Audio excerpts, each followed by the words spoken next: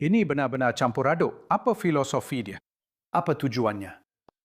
Apa keyakinannya? Aku tidak tahu. Tidak ada yang tahu. Tidak ada yang membicarakannya. Dan ketika itu sudah tidak berlaku lagi. Karena begitulah cara mereka beroperasi, mereka akan mencari orang lain untuk dijadikan kambing hitam. For each one person that is being killed by the taxi industry, we give 5 white people. For every one black person you kill, we give 5 white people. Tahukah kamu bahwa orang Afrika sekarang adalah orang Prancis? Ya, benua Afrika sekarang telah berhasil pindah ke Prancis. Dan bagaimana aku tahu ini? Nah, karena judul berita ini, seorang pria Prancis didakwa atas pemerkosaan dan pembunuhan seorang gadis berusia 2 tahun yang ditemukan tewas di Sarre. Kecuali kenyataannya pria ini bukan orang Prancis. Dia adalah seorang migran Afrika. Tapi media tidak masalah menyesatkan kita dengan fakta-fakta yang sangat-sangat sederhana dan mudah. Dan kita perlu membicarakannya. Selamat datang di Pushback. Aku Meiraka, pembawa acara kalian. Ini adalah salah satu kisah paling keji, menjijikan, dan menakutkan yang terjadi di internet belakangan ini. Namun tetap saja, media tidak punya kesopanan dasar untuk memperlakukan kita dengan rasa hormat yang layak kita dapatkan, dan memberikan informasi yang akurat tentang apa yang sebenarnya terjadi. Jadi, di kota kecil Chertsey di Inggris, dengan populasi 15.000 jiwa, seorang warga negara Prancis kelahiran Afrika telah ditangkap dan didakwa atas pemerkosaan dan pembunuhan seorang bayi berusia 2 tahun. Ini hanyalah hari biasa, oke? Dan orang-orang panik karena migran tersebut berasal dari Republik Afrika Tengah. Namanya Kevin Kurjin, dan dia sekarang sudah didakwa, oke? Dia sudah didakwa, dan media berpikir mereka bisa menjual cerita ini kepada kita seolah-olah ini adalah cerita tentang orang Prancis. Fakta bahwa aku jadi kesal karena pemberitaan media tentang cerita ini.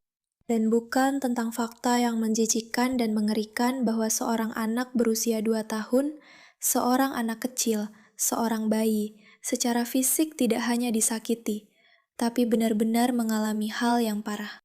Itu benar-benar di luar nalar. Namun tetap saja, dengan cerita yang gila ini, media berpikir bahwa mereka bisa memutarbalikkan dan memelintirnya untuk mendorong apa? Beberapa narasi kuno yang konyol bahwa orang Inggris dan Prancis adalah saingan dan bahwa ini adalah sesuatu yang menentang orang Prancis.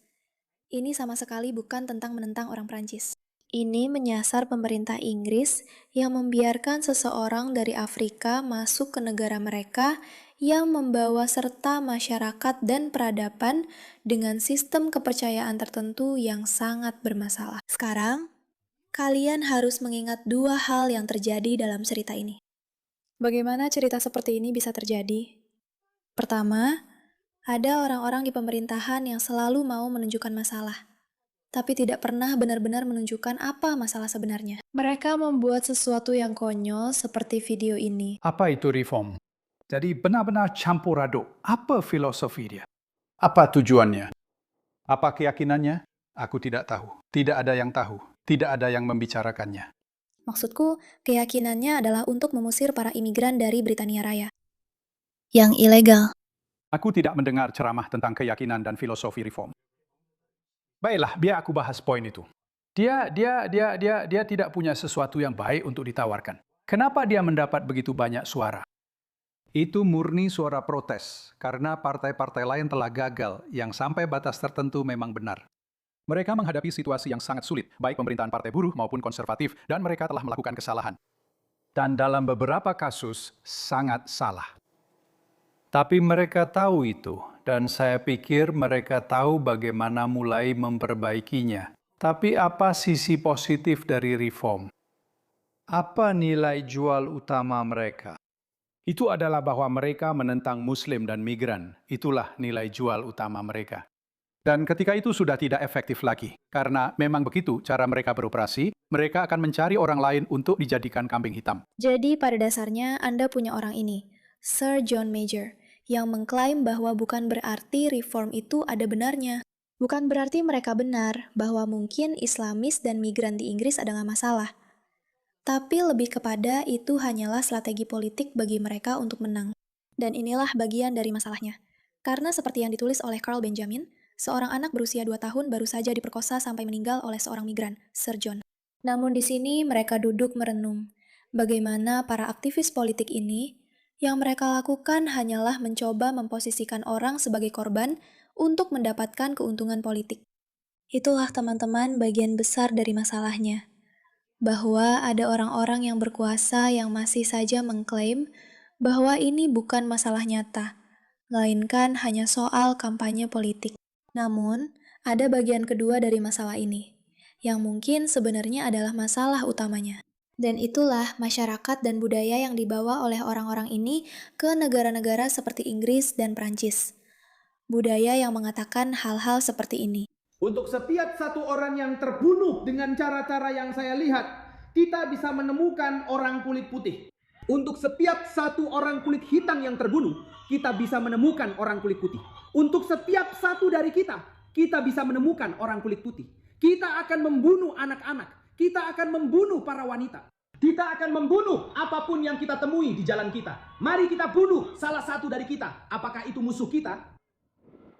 Mari kita bunuh salah satu dari kita. Apakah itu musuh kita? Mari kita bunuh salah satu dari kita. Apakah itu istri musuh kita?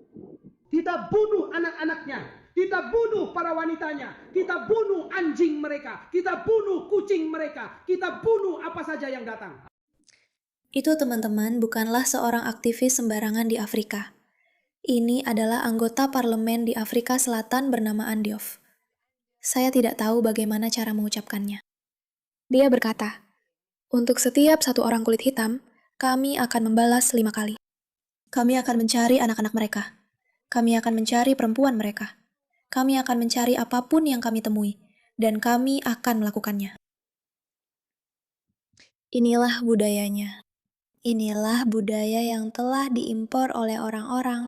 Sekarang, Afrika Selatan, seperti yang banyak dari kita tahu, adalah salah satu tempat yang paling beradab dan dihormati dalam hal dinamika Afrika dan orang-orangnya. Namun entah bagaimana, dan ini bukan berarti semua orang Afrika seperti itu, karena banyak orang Afrika yang benar-benar luar biasa. Jika kamu membawa budaya yang menormalkan percakapan seperti ini dan membawanya ke negara yang sedang berusaha melawan, tetapi orang-orang yang berkuasa berkata, tidak ada yang benar-benar perlu dilawan. Lalu ada media yang bukannya mengatakan bahwa migran ini berasal dari Republik Afrika Tengah, malah mengklaim bahwa pria ini adalah orang Perancis.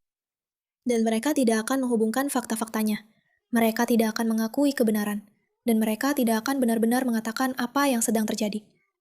Apa kamu benar-benar terkejut? Soalnya begini, pada titik ini, aku tidak terkejut. Dan kamu tahu siapa korbannya. Dari perilaku yang menjijikan dan tak bisa dimaafkan ini. Anak-anak yang berusia 2 tahun. Merekalah yang akhirnya harus menanggung akibat dari kita membiarkan orang dewasa bertindak begitu tidak bertanggung jawab dan tidak benar-benar membagikan apa yang sebenarnya terjadi. Itulah yang akhirnya terjadi pada masyarakat kita. Terima kasih atas perhatian Anda terhadap masalah ini.